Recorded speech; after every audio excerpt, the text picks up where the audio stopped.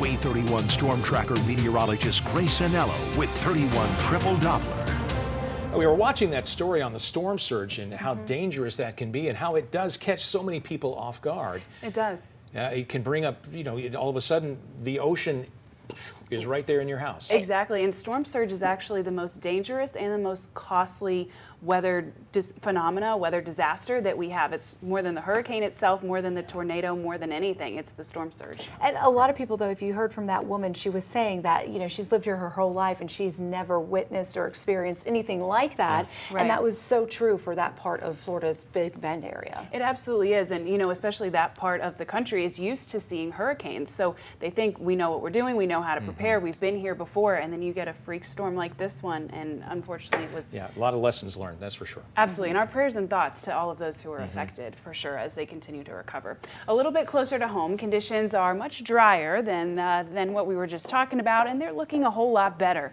31 Triple Doppler at 4:49 a.m. We're seeing rain south of I-22, that is, and then we're watching some thunderstorm activity in our southern Tennessee counties, including in Colbert and Lauderdale County in North Alabama as well. That system is actually tracking north and west. Now, we'll see some more rumbles of thunder and flashes of lightning throughout the rest of this evening, but they will be scarce. Many of us will remain dry throughout the rest of your Friday evening, which is especially good for those of us heading out to Friday night football. The Wave 31 Sky Camera Network, powered by Thompson Roofing and Construction. I'll be honest with you, it's seen better days. We have plenty of cloud cover in the sun now about getting ready to set within the next few hours here. We're not as bright as we were earlier today, so that cloud cover is going to stick around and conditions will get much darker, much quicker today as a result. Our temperatures sitting in the mid-80s for most of us. Well, it's Friday and this is Wave 31, which means it's time for one of my favorite events, the Wave 31 Big Game Friday night. Now, our game of the week is Austin at Decatur, and at 7 o'clock kickoff in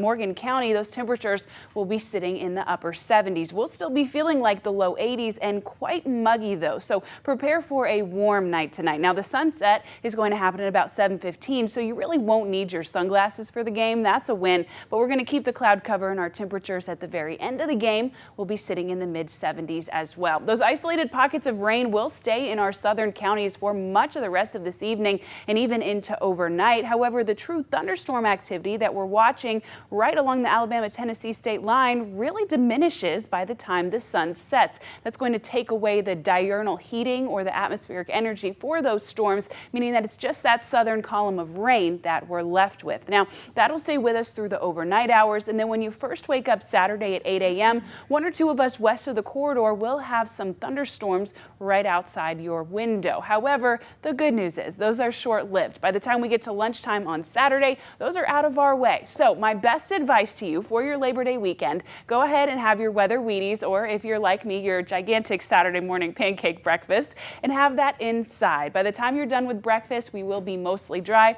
At 7 a.m., temperatures will be sitting in the upper 60s, and then by the time we get into lunchtime, we'll have much more sunshine on tap. So depending on which lure and which bait you're using for fishing this weekend, well, Saturday or Sunday could be best. Saturday we'll see more cloud cover with temperatures in the mid-80s. Sunday we'll see more sunshine with temperatures in the upper 90s. And Labor Day Monday itself is the perfect day to be out on the boat. Your high temperature will sit in the low 90s with a nice breeze, low humidity, and plenty of sunshine. So all in all, not a bad Labor Day weekend for us. The Trash Pandas are back in town next work week, but so are those temperatures sitting in the mid and low 90s. We'll have sunshine most of the week with a little bit of rain Thursday night and into Friday.